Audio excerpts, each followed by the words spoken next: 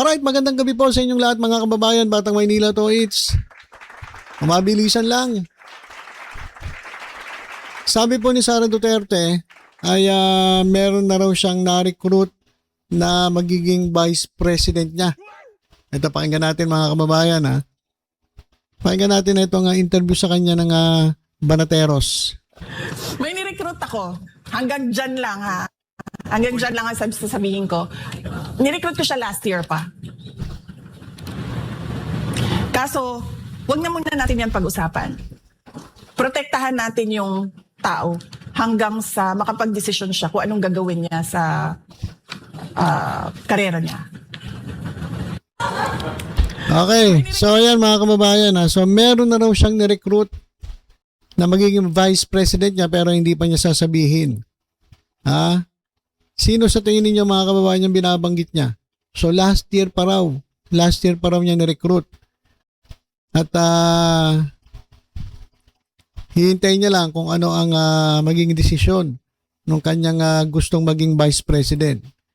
So nandito po tayo sa comment section nung video yon mga kababayan. Sa tingin ninyo, sino yung kinausap ni Sara Duterte? Sino yung ni-recruit niya para maging kanyang vice president sa 2028?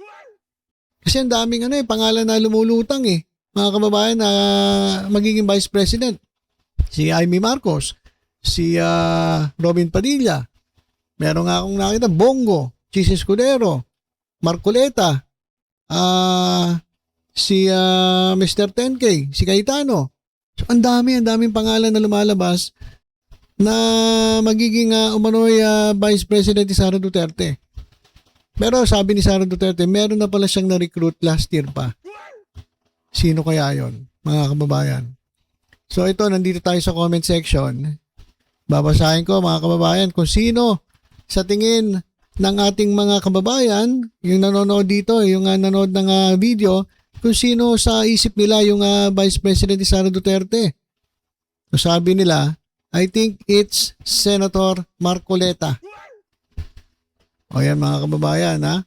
Si Senator Marcoleta daw ang di umano ni-recruit ni Sara Duterte para maging kanyang Vice President. O ito naman. I hope si Atty. Guanzon. Imagine the bardagulan. Atty. Guanzon? Baka senator nga, hindi manalo to Vice President pa. Saka hindi iboboto to ng mga ng mga walang Rolex, saka walang Gucci. Ha? Wala, hindi iboboto to. So malabo si Atty. Guanzon.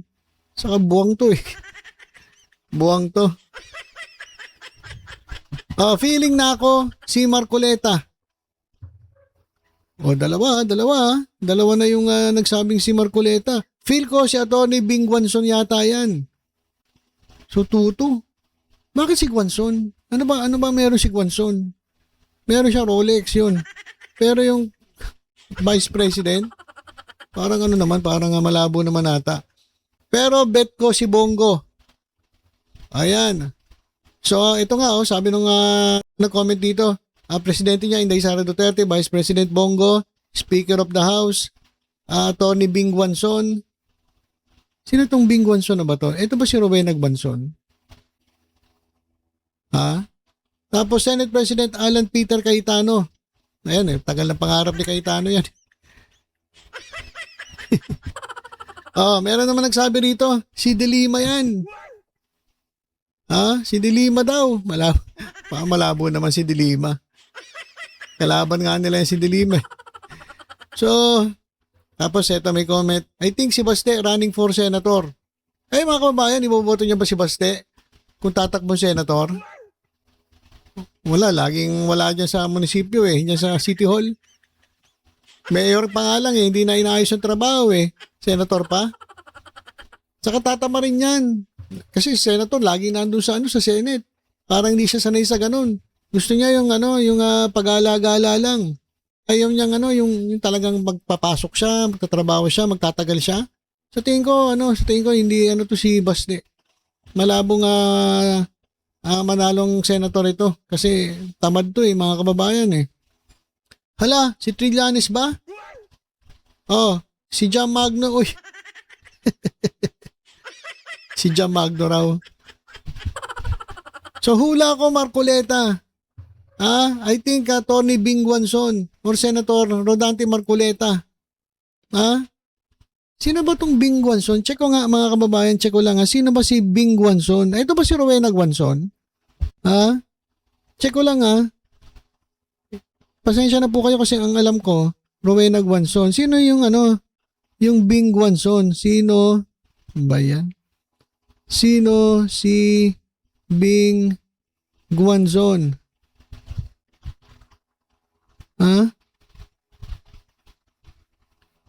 Si Rowena nga. Si Buangson. Malabo yan si Buangson. Hindi yan kukunin ni Sara Duterte. Hindi para silang buwang kapag nangyari yon.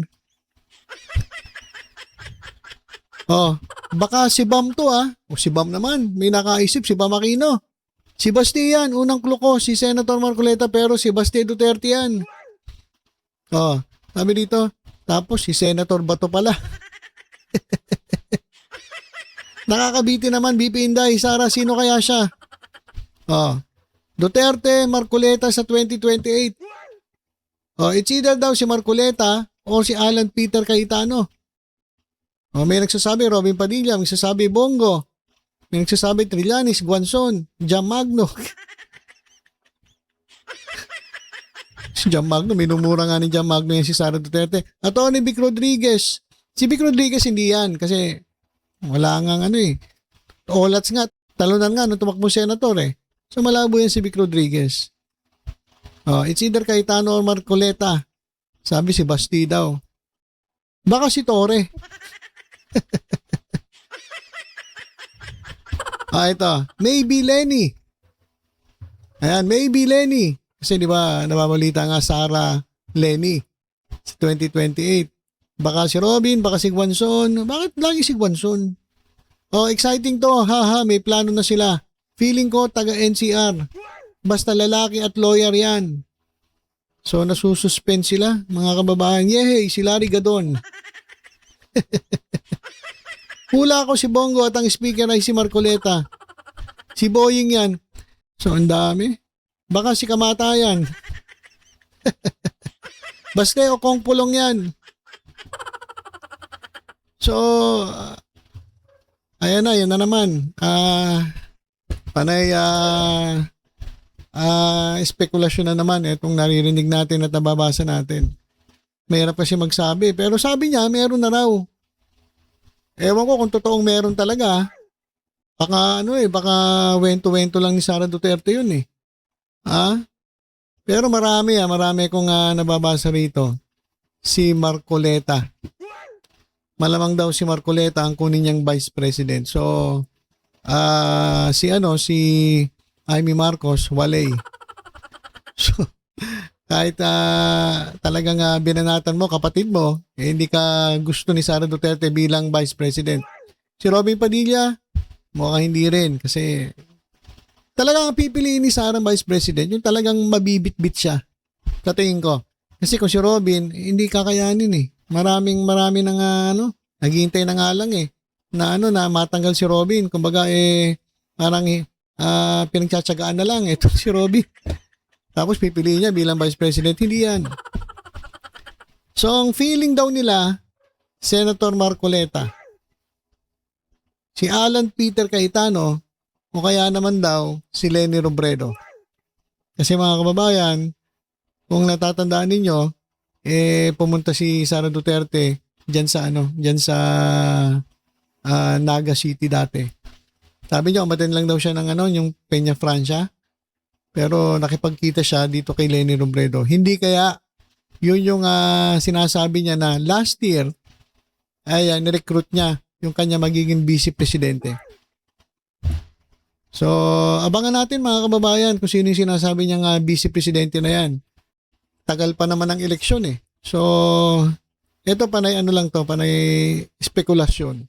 At ang nabasa ko dito sa comment nila, is either Marcoleta, Alan Peter Cayetano, o kaya Leni Robredo. Sumisingit din si Buangson, paminsan-minsan. Pero yun yung tatlo na iniisip ng mga didilis na magiging Vice President ni Sara Duterte. So ilan po muna mga kababayan, malayo pa naman na eleksyon, malalaman naman natin kung sino ang pinili niyang Vice President. Pero si Amy, sorry na lang sa'yo. Robin, mukhang malabo ka rin, Robin Padilla. At si Bongo narinig din natin pero sa tingin ko hindi. Kasi hindi magkasundo yan si Sara sa si Bongo eh. 'Di ba? Si Bongo kasi ang loyalty niya na kay Digong Duterte. Hindi masyadong yan kay Sara eh. Parang sila eh, hindi sila magkasundo ni Bongo sa Sara Duterte. Hintayin na lang natin mga kababayan sa 2028. Doon natin malalaman kung sino yung Vice President na sinasabi ni Sara Duterte na nirecruit niya last year pa. Abangan na lang natin po kung sino yan. So for the meantime, tutok-tutok lang po dito sa Batang Maynila. To sa iba pang updates. Ingat po tayong lahat. God bless po.